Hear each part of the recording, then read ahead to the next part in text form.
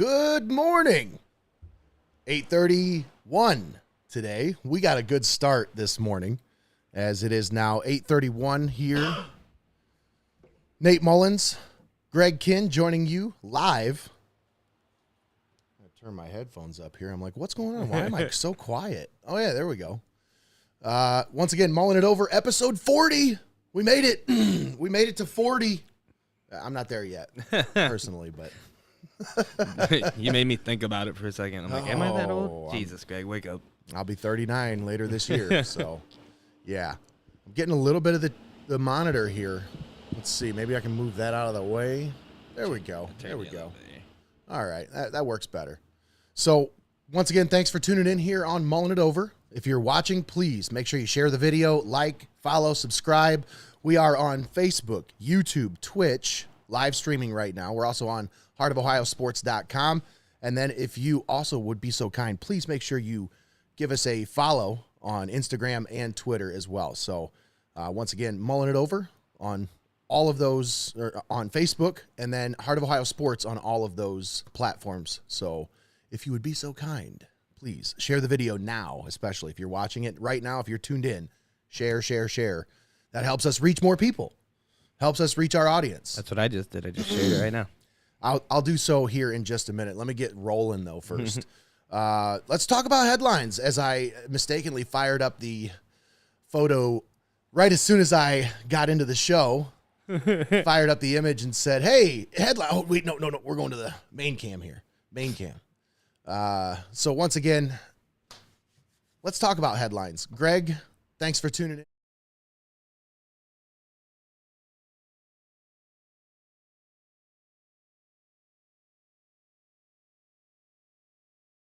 So, once again, it is Wednesday, May 18th, here in 2022. Today, here in Tiffin, Ohio, it is, let's take a look at the weather. It is rainy right now, and it will be all day. So, I mean, it's not going to be pouring down rain, but I expect this to be a thing all day. So, I would just kind of prepare for it. Says it's going to get up to high of 70, though. So, I mean, that's something. That's my perfect temperature when it comes to weather. I'm just glad it decided to rain on a day that we didn't have a game to do. Yes. Tired of it being pushed off, moved around. Yes. So, once again, rain throughout the day, high of 70 degrees today. This is Wednesday, May 18th. Now, let's take a look at the headlines. First, we'll start with the Advertiser Tribune as I head over to the front page of the paper. There's a couple stories that kind of caught my eye here. First of all, the first story that really caught my eye was the Architectural Board votes down the apartment project. This is during a meeting of the City of Tiffin Architectural Board of Review. The board voted against approving a certificate of appropriateness to developer Eduardo Hernando for the construction of a new building. This is the building that's going where, or is proposed to be going where the Kears shop is. Oh, the whole like riverfront project thing that they're doing down there that got set back and said it was done, and then they came back and said, well, hold on, we might revive this here, and so I guess now we're taking another speed bump there. There were 3 members that voted against and 3 that voted in favor, but because it wasn't a majority, it's voted down. John Huss, the chairman, he just said it's just too big. And Jessica Worth also said, Jessica Worth, the owner of Bailiwicks, she also said that she tried to look at every angle to see the potential of the project, but she just didn't see how it fit in the downtown, how that project would fit into the downtown. It was proposed to be a 7-story building. I was going to say, is that the problem there is that he's seeing a big picture and they're not seeing it, Tiffin having a need for something that big? Or it's not necessarily a need. It's more like it doesn't fit in. Where it's at. Yeah. I think that's that's the biggest issue is it doesn't fit with the cityscape. It doesn't fit with the city line. When you cross that river, they don't want the first thing you see to be this giant 7-story building when you come into downtown Tiffin. They like I don't think there's any buildings in Tiffin that are more than 4 stories high. So they like this aesthetic feel that the downtown represents. Maybe it's just a thing where they don't want anything taller than the courthouse. I don't know. No, I mean, I get what you're saying there because, it may be the nicest building, but when it's super tall, standing over everything else around it, it might stick out and might not look right. And I think that's probably the idea that they're seeing there is, yeah, they're on board with the idea to redo this whole project and have it be a nice place, but it doesn't need to be standing twice as tall as every other building. Yeah, exactly. So that was one of the headlines that caught my eye. Another one, one of the city councilmen resigned, Jeff Rhodes, during the city council meeting on Monday. And this is just he had a career change recently. Back in March, he accepted a new position in a supervisory capacity, and it's a really good decision for him professionally, for his family, but it's just kind of created a conflict with the scheduling, and he just can't make it to any meetings. Right. He didn't want to, he said his job. He didn't feel like he could fulfill his duties. And so, I mean, hats off to him for recognizing that and seeing that Absolutely. and knowing that we needed somebody who could give it their full attention in his position. So Yes. it's a smart move. Absolutely. Now let's take a look at some. I don't really like national headlines, so I'm just going to stay away from all that stuff because it's mostly just doom and gloom, and I like the weird stuff. So let's look at some weird news here, Greggy. I've got a few that are kind of fired up here and ready to go. First one here. Garbage trucks in Arizona are catching on fire due to hazardous materials in the trash. That's right. Garbage trucks in Mesa, Arizona are catching on fire, creating dangerous conditions for truck drivers and the community. There's been 6 garbage truck fires in the last 2 months because people are throwing away hazardous materials. Hazardous materials such as batteries, aerosol cans, pool chemicals, propane gas tanks. Wait, you're not supposed to throw that stuff away? They should be dropped off at a hazardous materials facility. Even if they're empty, those items can catch fire or explode. They can still contain enough liquid material in them that they are compacted, or when they're compacted in the garbage trucks, it can actually cause an explosion. That makes a lot of sense. Oh, yeah. So, I mean, they just crush all that stuff down inside of there and just boom. I've heard of a dumpster fire before, but a garbage truck fire? That'd be crazy. See a truck just rolling down the street, flames rolling out the back of it. Exactly. So that's just scary stuff, and it's just another reminder, folks. Make sure you are mindful of what you're throwing away in your trash. I mean, I'm not saying you have to recycle everything, but I am a big proponent of recycle, reduce, and reuse. That was what I was taught growing up. So anything that can be reused, I try to reuse. And, we still recycle aluminum cans, even though we don't really get a whole lot for it. But being on the 3rd floor, it's really hard for us to gather cardboard and all that stuff and try to recycle paper and everything. So I just shred everything and, I do the best I can. I tear up cardboard boxes and break it down, put it in trash cans. But it's just don't throw away dumb stuff. Like, don't throw away propane tanks. That's what you've been doing. What are you thinking? You've been doing your part to keep our dumpster trucks from, our trash trucks from catching on fire. I'm baffled at people throwing away propane tanks. Like, I mean, maybe they're talking about those little green ones. Those I can kind of understand because, like, what do you? Right. You don't think that those are hazardous as far. Well, little obviously camping they are tanks. hazardous, but you don't think necessarily that you don't have to that you're not allowed to throw those away. I know better, but there's a lot of people out there that are probably like, well, pitch it, and they don't think anything of it, and that's causing a fire in the back of a garbage truck. So, just be careful what you're throwing away. Moving on, here's another one. U.S. officials say Pentagon is committed to understanding UFO origins. This is an article on Reuters.com. 2 senior U.S. defense intelligence officials said on Tuesday the Pentagon is committed to determining the origins of what it calls unidentified aerial phenomena, commonly termed UFOs. Right. But acknowledged many remain beyond the government's ability to explain. Yeah. There's a lot of stuff going on right now, man. I'm telling you this right now. I think some of this stems from the fact that, they released those videos of UFOs. And I know some people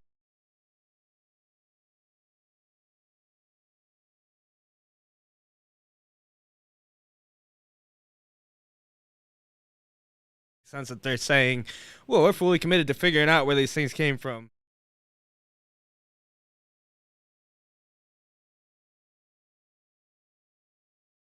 Exactly, and that's just. But I'm glad they're fully committed to figuring this out. Oh yeah, yeah, great. They're on it. They are on it.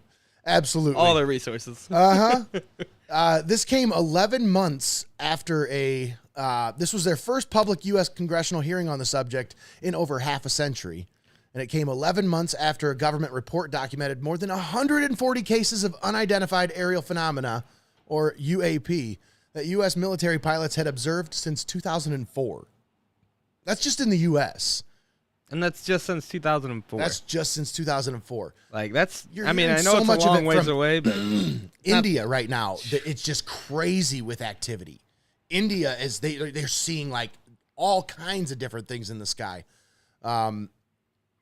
China's another one, but they try to keep the reports like, you know how these governments hush. are. They don't want their people to know anything, and they don't want the other governments to know what they know about anything. So, yeah. Because, I mean, let's be real about it. Everybody's trying to beat out everybody in technology and things like that. So, if we're finding spacecrafts, we're not telling the other countries about it. Yeah. And they're not telling us about it. Exactly. So, it's just, to me, I mean, they're just catching up. I feel like this has been a while. They've been hiding this for so long, and we've been talking about when are they going to reveal this? When is this going to be when is this going to be a public thing? And I think the more you see sightings, the more people are reporting this, and the more people have access to technology. You can't hide it. You can't hide it anymore. And I think them releasing that footage and stuff, I think, is they're kind of like, all right, everybody hush up. And stop poking and prodding. Like, exactly. But, yeah, I think just like with anything, not just aliens or spaceships or whatever, with anything that the government knows about, they're only letting us know a tiny bit of what they know. That's right. That is absolutely right. Do you believe, Nate? Oh, yeah. Absolutely. Come on. I feel like you're in almost, my mind, you have to. There's no way we're the only ones. At this point, you're almost, when it's funny because, back in the 50s and 60s, you were naive to believe that they were real. And now I almost think you're naive to not believe that they're real. Because, like, what do you think? That we're just the only life form in this entire universe? Do you understand that there are so many different, so many different galaxies? So many, we're just living in a solar system, but then, we also live in the Milky Way galaxy, but there are so many billions of galaxies in this universe. It's and so now huge. We're talking about the possibility of many universes existing. That just, I mean, you're almost naive to think that there isn't life outside of the Earth. One of the biggest things for me is the stuff that I'm staring at right now. Technology. The advancements in computers and cell phones and things like that in such a short time. Because, man, I'm old enough to remember when you had buttons on a cell phone. I'm old enough to remember before anybody had a cell phone. We're just on the brink right now. And now, if you were to hand me a cell phone that didn't have a touchscreen on it, I had to stop and think for a minute. Yeah. Like, that's crazy. Yeah. We're on the brink, I'm telling you. Like, the technology it grows exponentially. So you're seeing the curve now, and we're like here on the curve, and you're about to see this sharp incline with technology. So every year that goes by, something just blows my mind. Like new TVs, new wireless devices, new cars that drive themselves. Come on now. Like, we're living in a future that we dreamed about way before we were ever supposed to be there. Yeah. How did we get here this fast? Well, I mean, we went from radios and tubes and TVs. A little bit of help. Yeah. Doesn't hurt. I really believe, man, that, like, if nothing else, they've definitely found some technology that was far beyond its time. Exactly. So that's another weird headline. But I just don't think it's that weird. This one is weird. Frogs. We've heard. That's weird. Yeah, let's talk about frogs. We're gonna go Alex Jones wormhole this morning. This is definitely. We already started. I'm telling you, this is an Alex Jones story right here. Oh, jeez. Frogs keep mating with the wrong things. Could humans be to blame? That's right. It's always our fault. I'm sure we did something to confuse these frogs. So, while on an excursion a couple of years ago, an explorer found a frog that was bouncing around in the forest, and it's just, for whatever reason, the frog would attach himself to this guy's boot, and then he'd back away, and then it would hop back over and attach it to his foot, and it just seemed super attached to his foot for whatever reason. Then all of a sudden, the guy notices that the frog is actually trying to mate with his foot. And I'm reading this article, and I'm like, are you kidding me here? What the hell? What is this even about? So they found that nearly 400 different kinds of frogs in this area are trying. I mean, they've basically bred outside of their species to where they've created over 400 different now new species of frogs because they've mated with different things that are creating off-breeds, like hybrid species of frogs. So these are just some wild party frogs. I'm trying to explain this article the best I can because a lot it's like right, it's the Atlantic, so it's really opinion. It's like it's from his opinion and his perspective. So it's like it's not really very well written. It's more like a story than an article. But so there's not really anything that I can really read to you here. But it just basically saying that like males are going for anything they can get their hands on right now when it comes to frogs. We're still talking about frogs, and well, you know, hey, we all. I think this is a. I've heard of horny toads, but yeah, this is a subject that could definitely go off the hills. It's just weird. Yeah, like what is going on there? I have no idea. And like I said, this article's not very well written, but I think we should just move on from it, to be honest, because this one's kind of weird. But really though, like to create 400 basically like subspecies or whatever you'd want to call it, like something has to be up there. They need to be like studying that or something. Well, I would encourage you to find the article, give it a read. I read most of it. I kind of like started reading it. I got about halfway through. I'm like, this is actually really interesting. I want to talk about this. And then I start trying to talk about it. And I'm like, I can't do this because this is all like, it's a story. It's not even an article. There's nothing that I can really quote on here that it's a new makes segment, story time. When they yeah. You want me to sit down and read this whole article with you? No, that's not going to happen. But I would highly encourage you to find it. It's on the Atlantic. It's just weird. They think that humans are responsible for it due to the pharmaceutical drugs that we're passing through our bodies into the water streams that are then these frogs are like mating in the water streams, and their eggs and embryos, their DNA is being altered in. That's something they would definitely need to go and study, I think, because you're seeing basically an environmental impact there from humans. If that's the case, I mean, that's something that they need to figure that out, because who's to say that wouldn't happen somewhere else or have effect on different creatures other than just frogs? Yeah. So like I said, that's very Alex Jones-ish. I understand that. I know we're down the rabbit hole already. Episode 3 back in the relaunch, and we're already Alex Jonesing it up here. Episode 3, Into the Rabbit Hole. But, yeah. This is another one that I was just kind of like, what in the heck is even going on here? Real-time kissing could be finally possible in virtual reality. Make sense of that in your head for a second. Let's like let that simmer, marinate.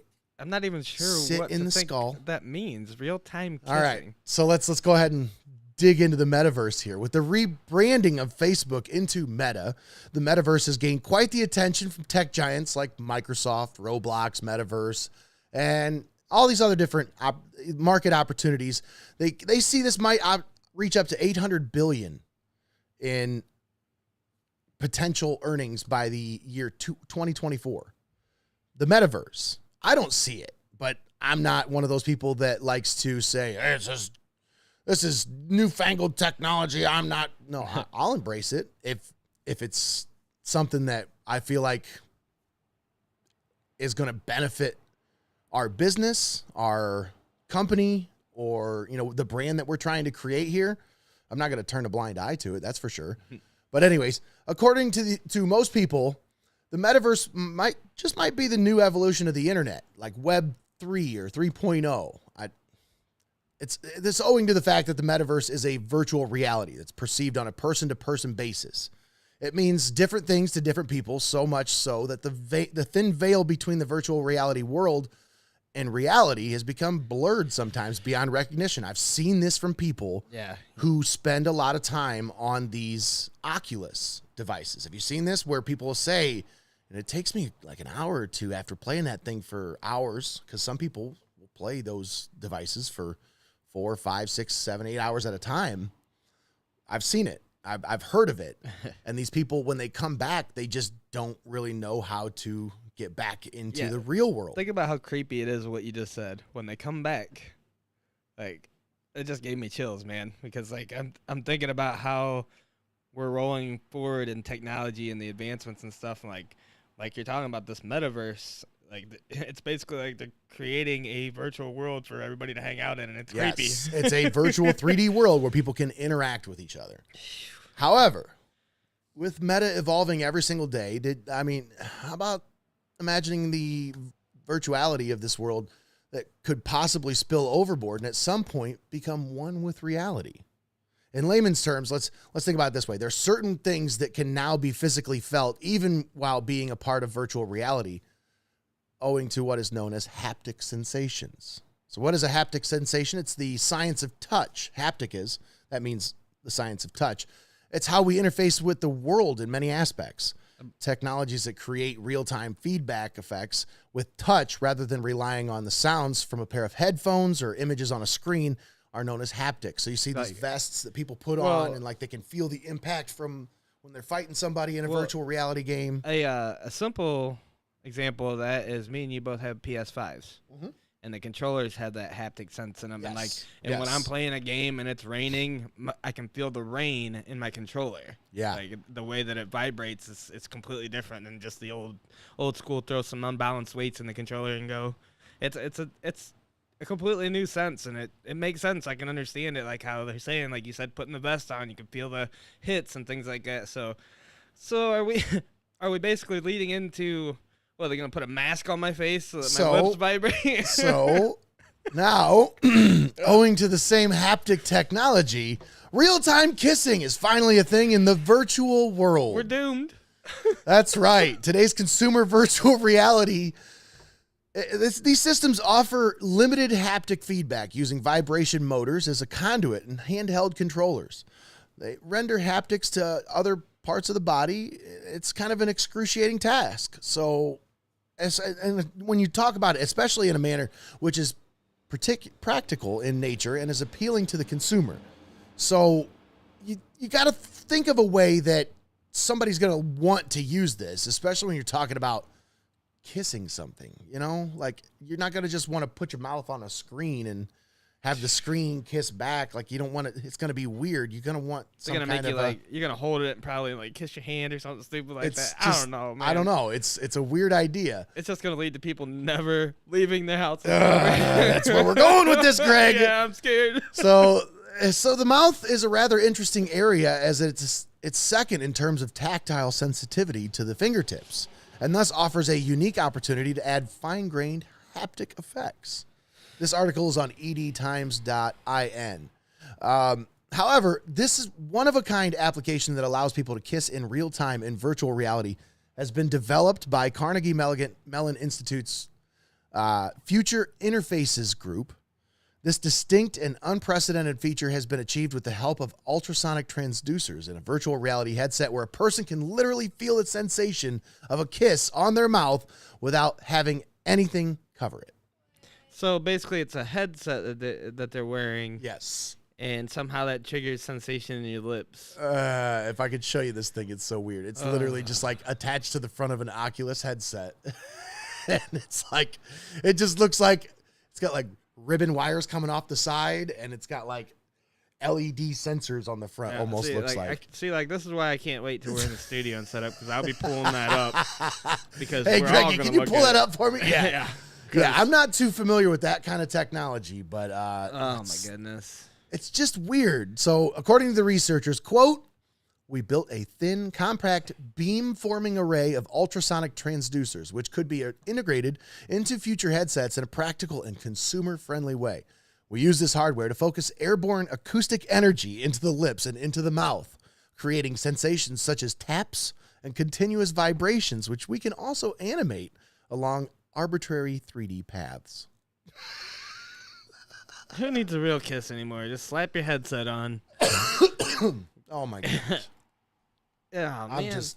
It's like, sure, there's always going to be a small, I don't know if I'd say need, but possibly for some people, but want for that kind of technology. But man, it really does scare me for the future, because I'm like, they're just going to make everything virtual to the point where you never have to see anybody anymore. Like, yeah. Oh, I'm going to shake your hand there, Mr. Mullins, and my hand will just vibrate, and yours will too. It's just weird. And this is another one of those, like I said, it's just a weird article, and I'm kind of like, I don't know. I find these weird articles, and I'm like, all right, this is something I want to talk about. Well, it's like the technology, the idea of it is really awesome. Like the technology is. Okay, well, yeah, the technology. Like them figuring out how to do it. The fact that they can do that is awesome. But you got to think of the guy who created it. Yeah, like that. Yeah, I thought about that too. I'm like, who is? It's the guy who has never kissed a girl. He's and like, he wants to know what it feels like, and he wants to practice. Dude, like I have devoted my entire life to feeling the sensation of a kiss. Like, what does it feel like? I don't. A water balloon. It's just, I mean, for real though, who had this thought? Who was like, you know what we should do? Hey man, when you got free time on your hands, you just gotta mess around with some technology a little bit. Just make some better virtual reality and stuff. Work on that. Yeah. All right. Anyways, that's weird news for today. Weird News Wednesday. Well, that's what we'll call it. There we go. Weird News Wednesday. If you have any weird news, like weird news every day though. Yeah, we're gonna do weird news every day. But if you have any weird news that you want us to talk about, send it to us. You can find us on Facebook, Twitter, and on Instagram. Heart of Ohio Sports. Once again, send us your weird news. Hashtag HOOS Weird News. How about we do that? And we'll put up a post about it later today. Also, send in your senior spotlights. I have got 0. That's right, 0 senior spotlights for this week. If you have a senior, you want to spotlight them, you want to give them some publicity here on Mullin It Over, send us your senior information. Yeah, we need like a picture and you better send just a little bit of a bio. We'll put it up. We'll talk about them. So you better send that in, or I'm going to look up all the seniors' parents, and we're going to senior parent spotlight shame you guys for not sending it in. So let's talk about locally. We'll stick with headlines here. This is kind of headlines before we get into sports, because we're right around the 9 o'clock hours. That's when we like to get into sports. Let's talk about the community calendar here in the area. This week, so right now, here on Wednesday, May 18th, they've got a few things here in the community calendar. A couple of them kind of caught my eye here. The Humane Society of Seneca County, this is the last day for their donations for the spring garage sale being dropped off. Once again, this is the last day you can drop off any donations, with the official sale happening on May 21st and the 22nd. So that's their spring garage sale. Weekend, isn't it? I believe so. Yeah. Yes. Saturday and Sunday. Yes. So this Saturday and Sunday is their garage sale, but you can still drop off donations today up until 2 o'clock.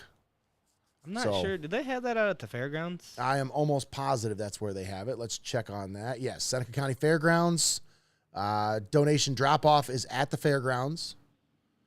Once again, and the following items are not accepted, so please do not drop off these items: pianos, organs, books, televisions, mattresses, large computer monitors, or large exercise equipment. Any of that stuff. Just, you don't even need it because you can't sell any of it anyways. And then you're just stuck with a bunch of stuff you can't throw away. And you can't throw any of it away. So what are you gonna do with that? They're like, don't bring us your junk, knowing that it will be stuck with it then. And that's why I said that the first time we brought this up. I said, don't just grab all your junk and take it out to the fairgrounds and say, oh, hey. We still got that old tube TV in the garage. Let's donate that to the Humane Society. You know that 13-inch black and white? You know what you're doing. Don't do it.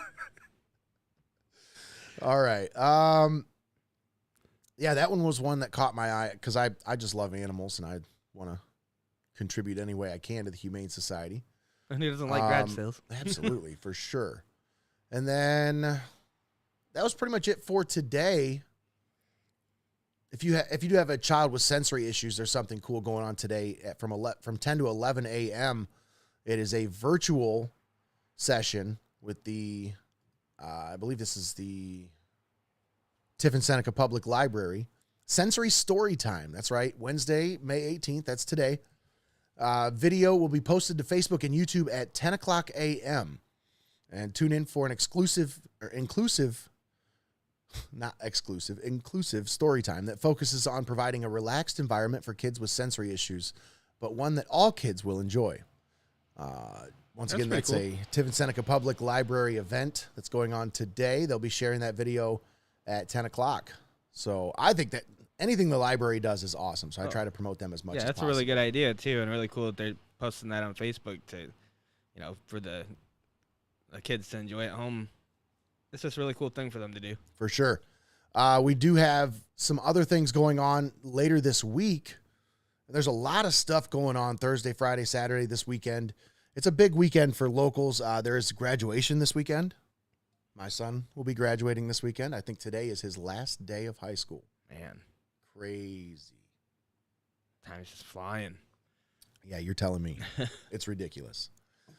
But tomorrow starts Jam's monthly markets for the month of May. You ever been down to one of those, Greg? Down to the monthly markets? I have been by them, but it seems like I'm always busy on the day that something's going on. But it looks really good. It looks like they have a really good turnout. People are enjoying themselves. It's awesome. And I do believe that she sells Madison Street sauces down there. She does. I thought so. I thought I seen a post about that. There's also a really cool booth down there from a local artist that we'll be sharing a studio space with. Yeah, and that wouldn't be the one that was in the paper the other day, would it be? It would definitely be the one that was in the paper the other day. My wife actually has an awesome booth at Jam's Monthly Markets, and so you can check out her booth and display. Once again, that's this weekend. Starts tomorrow. So stop down to Jam's Monthly Markets and check it out because there's a lot of cool stuff for everybody. I found something that, I was just strolling through there before Christmas last year, trying to find some last minute kind of Christmas ideas, gift ideas. And I found a really unique item that I ended up getting for my buddy Chris Frederick, who, he was the guy that ended up marrying us when we got married. So it's a really, really good friend of mine. And I found like a really unique gift for him that I would have never thought I would have found there. It was wood carving of a head, but it had a bunch of gears inside of it. And it was just so intricately carved. I'm mad that I don't have the card of the guy because I don't want to say the wrong business name. But, man, this dude had just amazing work. He did awesome work, and I'd love to be able to give him credit for it. I think Moonshadow Designs is what I want to say it is, but I'm not positive. I don't want to get the wrong figure out, name. See if you can find his card later on. But, once again, Jam's Monthly Markets starts tomorrow. It's going to be a hot one, but it's going to be nice. Well, tomorrow's not going to be too bad, but Friday, good God. Ooh, yeah. Supposed to get up to 90 on Friday is what they're saying. Oh, my goodness. Yeah. I don't know if I'm ready for that yet. Yeah. I don't know if I'm ever ready for that, though. Yeah, we're never ready for 90. It's just, especially May. You're talking about May 20th, and it's already getting up to 90 degrees. It's going to be a warm summer. If they can get my motorcycle done, then I won't be complaining when it's 90 degrees. Well, so there's some other things going on this week later on. Also, the Tiffin Barking Lot Party's coming up on, that actually is tomorrow from 5 to 8. A lot of cool stuff going on. It's part of the Third Thursday events that they do downtown. This is the second event that they've done. Tyler Schuff puts this on. It's really cool. They did one in 2019. This is now the second one here in 2022. Obviously, COVID ruined the last couple of years, but they're back at it. Nearly 75 local businesses will be setting up for that. There's going to be music, giveaways, and 3 different locations in downtown Tiffin. So make sure you check it out because there's some really cool stuff going on. I heard karaoke is going on in our parking lot right over here, City Lot 5. I cannot wait until we're in the studio, set up, more established with things going, and we will be a part of those things. Like I'm already thinking about that. All the downtown events that they do, like even around Halloween time when they do like downtown trick or treat. I'm ready. I'm like, I can't wait to pass out candy from our studio. It's gonna be so awesome. Well, we now have the keys to the studio, and hopefully today we will be turning in the signed lease along with the deposit for the first month's rent and the security deposit. And we should be able to start moving things in today. Man. Now, I will tell you, folks, we are going to be starting to do shows in the studio as soon as we possibly can. Like, literally, if we can do it tomorrow, we'll do it tomorrow. But it's going to be a work in progress. You will literally see everything take shape around you as we do this. It'll be kind of neat. You'll see the progression in each day's video. Yes, you more will. Things you'd added. So it's going to be different. It's going to be unique, but I'm really looking forward to it. I'm excited about getting into the studio and getting to work. So I'm glad to be part of just the downtown businesses, man. Like there's a lot of really good businesses downtown. For sure. Once again, the Tiffin Barking Lot Party, that's tomorrow as part of the Third Thursday events in downtown Tiffin. Also, Pints and Plants at the Laird Arcade Brewery. That's right. What? You can go get yourself a cool plant at the Laird Arcade. Shirley's Nano Greenhouse is going to be set up from 5 to 8 p.m. Grab yourself a vegetable plant. And she's got some awesome stuff. Tomatoes, peppers, variety of vegetables, herbs, flowers. I'll tell you what, man, fellas, take your lady down there. Girls love plants. Yes, yes, they do. That's something I've learned over the years. Is they just absolutely love plants and planting things. They love this time of year. So take your lady down there, get yourself a pint, get her a plant. Well, and what else is really cool about this is during that same time period, actually from 6 to 9, so not necessarily from 5 to 8, but from 6 to 9, during that same time window, you can get yourself a massage. That's right. They have, what do they call these? Therapy Thursdays is what it's called, with the Panyan Bookstore pop-up will be set up there, and chair massages, courtesy of Erica Snyder, licensed massage therapist. So there will also be drink specials at the Laird Arcade Brewery. Stop down. Loosen up with a $5 flight. Normally it's $7 at the Laird Arcade. And then that's if you get a $10 purchase from any of the participating businesses. But Panyan Bookstore is so cool. You have to check it out. This is at the Laird Arcade Brewery, 114 South Washington Street. Stop down, check them out. Folks, I'm telling you, this is really cool. It's a really cool event. They've got Pints and Plants. They've got bookstore. They've got licensed massage therapist Erica Snyder down there giving massages. I'm telling you, what better place to be on a Thursday? What better way to score some points with the lady? Get her a plant, get her a massage, man. You got a lot of cool stuff going on tomorrow with the Third Thursdays. That's why I wanted to give you a little bit of a preview today so you can kind of plan your day tomorrow. Once again, that's the Third Thursdays at the lab with Therapy Thursdays and the Pints and Plants this Thursday. Let's move on to sports. Let's talk about some sports now here. Let's go first. Local sports here on Mullin It Over. Thanks for tuning in here on Heart of Ohio Sports. So let's talk about some local sports as we have some exciting sports action from yesterday to talk about, Greg. We were there for Tiffin Calvert versus Van Loo. I don't know if I would use exciting to describe what we saw, but it was definitely, we saw a lot of runs, and we saw, a game that ended in a 20-5 final score. So we saw some talent from Tiffin Calvert on display, but only for about 3 innings so I don't want to say anything about the backups. I'm not trying to make that. No, I hate how I'm trying to word things, but you understand what I'm trying to say. Yeah. Like they sat the starters after 3 innings because they got the guys in, they got some work. like they wanted to, and then they don't want to get anybody injured, so they sit everybody down Right, and get some kids some experience. When you're up 15 runs, like there's no reason to just keep pouring it on. So, but that was a game that was going on. But then on the other side of that same complex, you had a really good game between Tiffin Calvert and New Riegel in softball. As I'm telling you, this one was a fun game that we were not able to watch. We could hear it, though. Yes. There was a lot of excitement going on over there. So a lot of fun stuff was going on over there. I wish we were there for it. But it was just, it started out as a 2-0. Let's see. It was New Riegel had the lead 2-0 at first. And then Tiffin Calvert comes back, and they take the lead 4-2.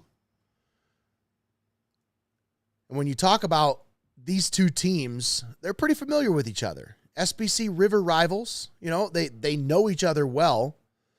They've played each other already 2 times this year. So this was a sectional final matchup between these two teams. And for it to end the way it did, and they, talk about New Riegel, this is a team that limited the player of the year, Sayla Moyer, who came into that game batting .760. They limited her to 0 for 3 from the plate. Wow. And they were leading in the game at one point. So for them to, have that result at the end of that one, I'm sure it was disheartening for them, but there's nothing you can hang your head about. They had a heck of a season, and, they played a heck of a game. Yeah, nothing against the game that we were at, but that wasn't a really highly contested game. But right across the way there, like you said, Nate, you could just hear them over there getting loud, cheering. That was the tempo of that game over there, and just the it was just crazy going on over there. Like, we were sitting there packing our stuff up, and you could just hear it over there. It was a district What was the final of that one? What's that? What was the final of that one? I think it was 4-2. 4-2 is the final score? I don't see the final here. That's a problem. Yes, 4-2. There it is. They don't do box scores in the advertiser anymore for local sports. It drives me nuts. They got these guys there keeping stats, but they don't put them in the paper anymore. I love the advertiser. Because they don't have the Greg Kins and Tommy Halls there to type everything up. That's right. That's exactly it. Missing out. But no, you had a lot of exciting softball action yesterday, as this was district semifinals going on, as high school baseball's in sectionals, softball's now on to districts. So you're going to have the district final matchup. That'll be this Friday at Oak Harbor, as for the 3rd time this season, you will see Hopewell Loudon versus rival Calvert. Wow. Hopewell won both matchups earlier this season. Tiffin Calvert looking to take that.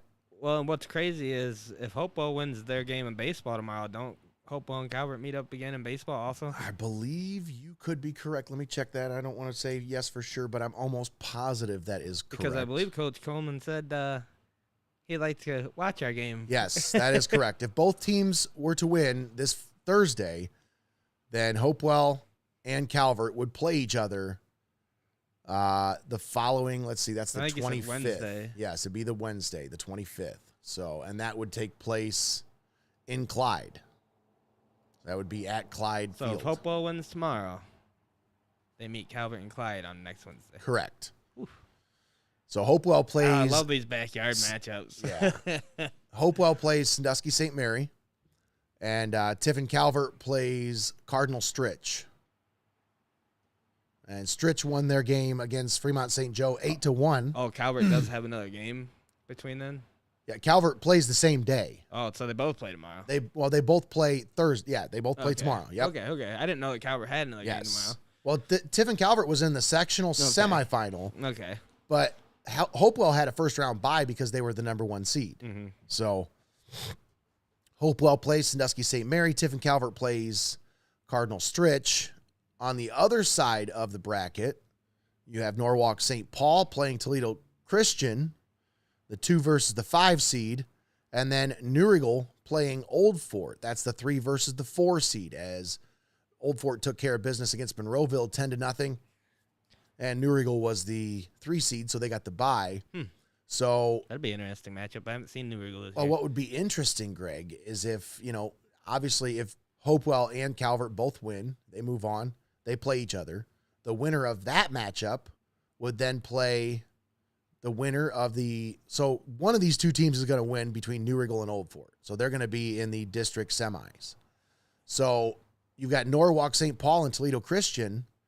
If the winner of that New Riggle Old Fort game were to win, then you'd have an SBC River final if everything were to play out the way we were talking in this scenario. Because you've got 1, 2, 3, 4 teams from the SBC River right now in the sectional finals. You got Hopewell, you've got Tiffin Calvert, you've got New Riggle, and you've got Old Fort. I don't think, is Sandusky St. Mary in the river? I'm not positive. I think they are, because I'm just not used to them. They don't play football anymore, so, well, they do. They're possibly bringing that back from what I understand. I've heard some rumors. Yes, they are in the river. They were 3-15 on the season, 2-10 in the river. Sandusky St. Mary, yeah. So, once again, you got 5 teams from the river in the bracket right now in the sectional semis. So, yeah, we'll see what happens, Greg.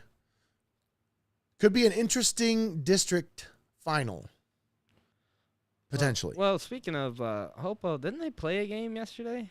Just for Funny thing you bring that up. Let's talk about that. There was a game yesterday. Yeah, a little last minute game thrown together. And so we talked about the Tiffin Calvert game. Also want to touch on Mohawk with their win over Arlington. Oh, nice. 5-4. We haven't got a chance to cover any of the games this Division year. 4 sectional semifinal win. Love to they keep move in on touch to the with sectional Mohawk. finals. Absolutely. Want to give them some love. Great program over there. Great athletic director. Love Chip Dietrich. Awesome guy. But Warriors, that was an 8-inning game that went extra innings. Warriors get the win 5-4, and they will move on to the sectional final. Let's see. Like I talked about, Old Fort knocks off Monroeville. But this one is the one that you were talking about here, Greg. Hopewell Loudon had a bye. Lakota had a bye. So they said, hey, we had a rubber match to figure out who's going to win the SBC River here, because both teams were tied for the River lead, and season's over. So let's figure this out. Let's crown a champion. That's kind of cool idea there. I thought that was awesome. Threw it together like that for sure. So they put a game together, and they played each other yesterday while they both had a bye. So final 8-2, and Lakota with an upset over the state-ranked Hopewell Loudon Chieftains. Chieftains ranked number 2 in Division 4 right now. And that was their second loss of the season. First loss was against Gibsonburg earlier this year. And now they suffer their second defeat of the season. This one coming at the hands of the Lakota Raiders. We've watched these Lakota Raiders. That's a scrappy bunch. You know, we saw them go toe-to-toe with Calvert, and we saw Calvert and Hopewell Loudon go toe-to-toe, so it doesn't surprise me at all. You said, what was it, 6 runs off of 2 errors that they got out of that game? Yeah. I mean, the question is, Nate, if you're Hopewell Loudon, does this shake your confidence a little bit? Or does this, say, okay, well, we got that out of our system. We won't be making those kind of mistakes going forward in the playoffs. Right. So, it's kind of like you don't really know what that game did for you. We're going to find out tomorrow. Did it get in your head, or did you get everything sorted out and shake it off? True. Because, 2 errors, 6 runs off of that, and that's the difference in the game. It just goes to show you how close of a game they played. But when you make those mistakes, those simple mistakes, man. Yeah, they come back to haunt you, for sure. And we're seeing that with some of these teams. And this is playoff time, man. Especially these really good teams. It comes back to hurt you. That's when you see the scores getting put up against them, is always in these little situations where they're just giving away the score in an error situation. But whoop. So is Lakota, they're Division 4, correct? They should be. They're Division 5 in football, so maybe not. They might be D3. They got a pretty decent boys population over there, so. I tell you, nothing against the Coward game, but man, that would have been a game to watch yesterday. Oh, man. You're telling me. Because we kind of had a feeling, on paper, we always say you can't take much by things on paper, but yesterday was just one of the absolute times where it played out exactly as you thought it would on paper. Right.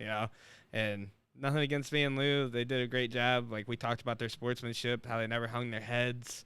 They never got irritated, and it's hard to go a whole season without a win and not have a chip on your shoulder. But the only thing I noticed, Nate, is there are so many young kids on that team. Do you see how many young? Yes. Yeah, just these guys look like they're just getting started figuring out their world of baseball there, and you can't bring that against Calvert. No. And I think when I looked down at the dugout during the game when they were out in the field, they only had one backup there, and that's a hard position to be in. Yeah. Every team that I've seen so far this year has at least 7-8 guys that are ready to come in. To only have one backup, they really didn't have many options when it came to, pitching options or, substitutions, pinch running, pinch hitters, anything. It's just a small team in size, like numbers and players. Yeah. So just, it was a fun night in sports in this area for sure. And we look forward to more sports tomorrow as we have Hopewell Loudon tomorrow night. As once again, they face Sandusky St. Mary. That'll come to you live from Chieftains Field in Bascom, Ohio. Tune in right around 4:50 for the pregame show brought to you by Your Legacy Federal Credit Union. That is a 5 o'clock first pitch right here on Heart of Ohio Sports. Tell them get the gator ready for me. Yeah. Get the gator ready. I like it. So, once again, let's talk about national sports. We've talked about local sports as much as we can. I also want to tell you we got a game Friday as well, as we'll be covering Tiffin Columbian on Friday. But let's talk about national sports right here on Mullin It Over. As I just kind of glanced through some of the national headlines. We were busy last night, so I really didn't get a chance to watch much of the basketball game. I saw you shared a post about Kyrie saying that he get regretted leaving the Cavs or whatever. And you said, we're done. It's a little too late for that, pal. Yeah, we're done here. We're done here, Kyrie. You can just take that somewhere else. I don't understand that kid at all. He's got so many opportunities. He's had you talk about the talent that was on that Cavs team. Man, it was good. Man, it was good. And for whatever reason, he wanted to leave because, I just needed something different. That's exactly his words. I needed something different. Okay, all right. How was different? I thought you needed more championships. How does different help you? How's that helping you out now? Well, what do you think his real problem was? Is it because he wanted to be the LeBron of the team, or I don't know, man. He didn't want to live in somebody's shadow. He wanted to be the man. That's something. He's super talented, so I can understand that to a point, but I would have stayed where I was and been like, let's get some more rings. Yeah. Well, and he even admitted so in the article. He said we probably could have won multiple championships. Great, cool, awesome, Grant. Thanks for rubbing that salt in the wound, bro. But even though saying that's kind of tooting your own horn a little bit by saying, if I would have stayed, we'd have had more rings. But he's probably right. So I don't know. Well, I will say this. I don't know what you were thinking, pal. They had a healthy team in 2017, and the Warriors mopped the floor with them. Absolutely mopped the floor with them. We don't ever talk about that. And they had Kyrie. They had Kevin Love. They had LeBron. But I think if the Warriors hadn't pressed the cheat code and gotten Kevin Durant, the Cavs would have had at least one or two more titles. And that would have been one of the all-time epic you talk about those teams played each other 4 straight times, and we were robbed of possibly the best 4-game final series that we've 4 final series because it was. You think about it. One series went Game 7, the other one went 6 games. The first 2 went 6 and 7 games. If Durant never signs there, those next two, because you got to figure that they're going to end up in the finals. They'd have ended up probably going at least 6 games for the next two. Yeah. Those two teams just would have been head-to-head. It would have been probably one of the back most and fun forth. things to watch. And we were robbed of that because Draymond called Kevin Durant after getting beat in He's Game like, 7 and said, I don't want to get beat I again. can't do this. We can't beat him. We need you, man. We need you. Okay. All right. Well, Oh, Kevin. thanks, Kevin's like, Kyrie. how much Yeah, I money didn't you want to got? talk about that, but yeah, thanks for bringing that up, Greg. Oh, no. No. You can't share it and then say, I don't want to talk about that. Good God. So, NBA Eastern Conference Finals were last night, Game 1. The Heat took care of business in front of their home crowd. They now lead the series 1-0. 118-107 final as Jimmy Butler poured it on. You talk about a all-time performance in a Game 1. 41 points, 9 rebounds, 5 assists, 4 steals, 3 blocks. Wow. He had a plus 25 in this game. 5 offensive rebounds. He was 17 of 18 from the free throw line. Wow. The only thing you could say negative about this performance, he was 0 for 2 from 3. But Jimmy's not a three-point shooter. He gets to the basket. He finds guys. But that performance, I'm telling you, that's one of the all-time greats. It'll go down as one of the all-time greats for Game 1 of any playoff series. For sure. Aside from that, the Heat really didn't have a whole lot else. I mean, they had 18 from Tyler Hero. They had 17 from Gabe Vincent. But other than that, not really much else. Not much contributions from anybody else. On the other side, I guess you don't need much contributions when you got 41 points being put up by Butler. Jason Tatum had 29 for the Celtics. Jaylen Brown had 24. Grant Williams, the hero from Game 7 for the Celtics. You remember he had those 7 3-pointers in that game, so he went 7 of 18 from the 3-point line in Game 7. Well, this one, he 1 for 2 from 3. 7 points. A little bit less of an impact in 35 minutes. You get off nights, I guess. He was minus 14 in his time on the floor. So, yeah. That's national. And as far as national news, local sports, you've got the Guardians, who were in action last night against the Reds. They pick up the Reds pick up the win 5-4. This is the Reds' first 1-run win of the season. Took 10 innings to get it. 10 innings. The Reds win it with a walk. That's right. The Guardians walked in the game-winning run in the top of the 10th and couldn't score in the bottom. Man, that's just the worst. No, you know what's the worst is watching Tyler Naquin tear it up for the Reds. And he has not been injured since he signed with the Reds. That's the worst. We talked about Naquin being injury prone and he could never stay healthy and he wasn't going to be the guy. I loved Tyler Naquin when he was with the Indians at the time, now Guardians. But, I mean, watching him tear it up for another team hurts. But Owen Miller had a game-tying home run in the bottom of the 9th. When he hit that, I was like, all right, let's go. We're good. Let's go. We got this. And then they just kind of just fell apart and just decided that's all the runs they wanted to score. So, I think a lot of this has to do with Terry Francona being out still with COVID. He's still sidelined. He'll be out for a little while, I think.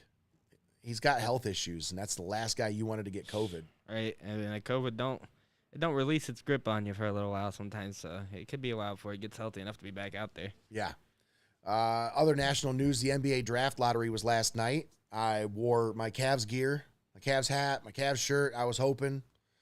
Cavs got the 14th pick, which is the absolute worst they could have done in the lottery. They sent Anderson Varejao to the draft instead of Nick Gilbert. Nick Gilbert has a, what is he? He's saying that jinxed 3 him. for 6 success rate with number 1 overall picks. Yeah, they jinxed him. I mean, what are we doing? That's the only guy that should ever go to the draft lottery for the Cavs. Nate's like, it definitely wasn't anything that I did. Well, him and they need to get Tony Rizzo back to the Cavs draft party as well. There's a couple guys that need to be up there, and those are two of them.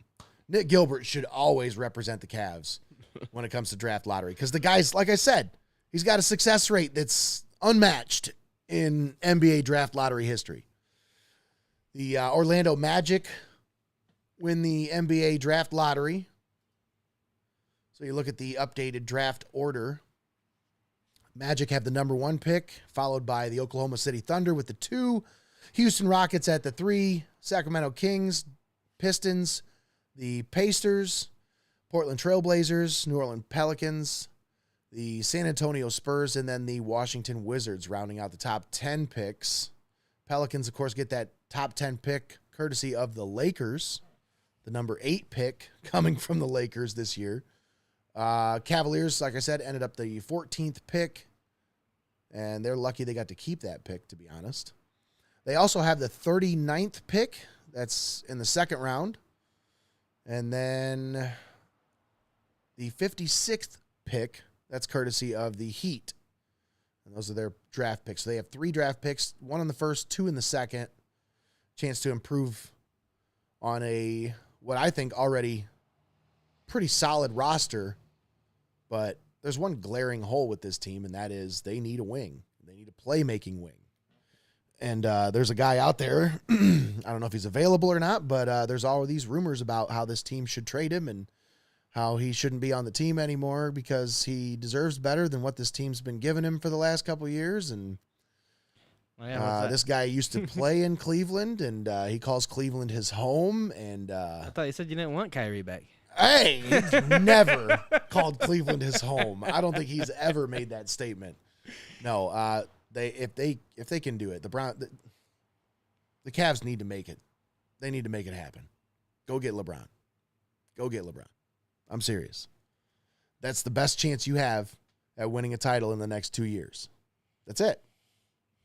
Otherwise, it'd be good stuff. This current team that they have, you're talking about a 6 to 7 year window where it's going to take 5-6 years before they're even ready to compete for a title. Sorry. They're not ready yet. They didn't make the playoffs this year. They fell apart at the end of the year. Injuries, and whatever you want to call it. I love that with LeBron, you get a player and a teacher and a mentor for those guys. Like, everybody talks about him being a locker room diva, and he's just passionate, man. About him being the coach and the GM of the team and all this. He controls too much. He's got too much power. He's toxic. Oh, he's already left the Cavs twice. Why would you want him back? Because during his time with the Cavs, it was the only time I've ever seen my team compete for a championship. Multiple times. That was good times. Oh. That was good times. I've never watched the Browns play in the Super Bowl. I've watched the Indians lose in the World Series 3 times in my lifetime. I've watched the Buckeyes win a couple national championships, but it's college football. Just a couple. It's college football. Yeah, you say that, but oh, you'd cry if Notre Dame won. One of my favorite teams hasn't won since '88, since I was like 3 years old. But I'm telling you right now, folks, there was no feeling that I've ever felt quite like going to the Cleveland Cavaliers championship parade. I want to go to another parade. Yeah, you can't even describe it. Greg, you were there. It was insane. I mean, the atmosphere there is the city electric. of Cleveland. You never felt anything like that. The city of Cleveland shut down for an entire day. Everybody in the city and then people from surrounding areas swarmed everything in Cleveland. Yeah, it was like you couldn't even see the city anymore. There was nothing. I mean, and everywhere you turned, it was just Cavs everywhere, confetti flying through the air. It was like magic. It was like you were at Disney World or something. Like whenever I go to Cleveland or go through Cleveland now, I'll be downtown and I'll be looking around at everything and I'm like, how were people shoulder to shoulder in this? I'm telling you. How, man? Like, that day was chaos, but it was controlled chaos. It was like organized chaos, if you will, because it was like, I don't even know how to describe what we witnessed, but there was no control over what was happening. It was just fluidly, people moving through each other. Do you remember the parade? What do they call it? The procession was supposed to start one place. They had to because people kept jumping in front of the floats and on the floats with the players. We got to clear the streets to get the parade route to go, and there's way too many people, man. I've never seen anything like that in my life. Like, you're not even kidding. When I say shoulder to shoulder, I mean, like, packing the street, packing the sidewalk, packing every patch of grass. Like, and to think that we were, like, right there at the stage where they had the thing. I don't even know how we got there. I don't know how we did any of the stuff that we did. Like, for as many people as in Cleveland that day, for I'm telling our group. That's a story for a podcast. We need to get everybody that was there together and do a podcast about Tommy, our Cavs championship parade day. Because I'm telling you, that would be a hit. People would love it. That's story time right there. It is definite story time because that was a great story, great day. The story about how we parked at the Cleveland airport and we were trying to get the shuttle from the Cleveland airport into downtown. We were running through the airport. It felt like Home Alone or something. We get to the shuttle area. We look down, and there's like swarms of people waiting in line for this shuttle. We're like, and then the guy's walking by us. He's like, yeah, if you're taking the shuttle, it's like a 2-hour wait. The parade was supposed to start in like 45 minutes. We were like, that's not going to work. We got to get down there. There. So I'm trying to figure out how to work Uber, trying to download it on my phone, and then all of a sudden we're outside. Somebody wanted to smoke a cigarette. We're outside just kind of trying to work this Uber thing on my phone. This guy pulls up in a minivan. Well, hey, did you guys order an Uber? Whenever we share this whole story and stuff, I'll find the picture of us all crammed into this car. I'll make sure to post it up for everybody to see us jammed into this car. It's great. Once again, this is going to have to be a story for another podcast. But we're pretty much done here, Greg. We've went over a little bit. We're about 9:37 now. I got to start getting ready for work and stuff. But once again, don't forget, folks, we have playoff baseball here on Heart of Ohio Sports. We got another episode of Mullin It Over tomorrow morning. I'm trying to get Josh Morgret from the Advertiser Tribune as my special guest tomorrow morning as a Zoom interview. Hopefully. Yeah, he's a busy guy. Hopefully we can get him on. Hopefully. There's a possibility maybe we can get, into the studio tonight. Be nice. Fingers crossed. We'll see. I'm not trying to get my hopes up, but. Right, but this is kind of the only day that we have where we're not busy. That's right. As soon as you get off work. So. Yes. So that's what I'm hoping happens, but we'll see. But once again, playoff baseball tomorrow night. Hopewell Loudon versus Sandusky St. Mary. And then we have playoff baseball again on Friday. Tiffin Columbian in the sectional final matchup. That will be brought to you live here on Heart of Ohio Sports from Tornado Field.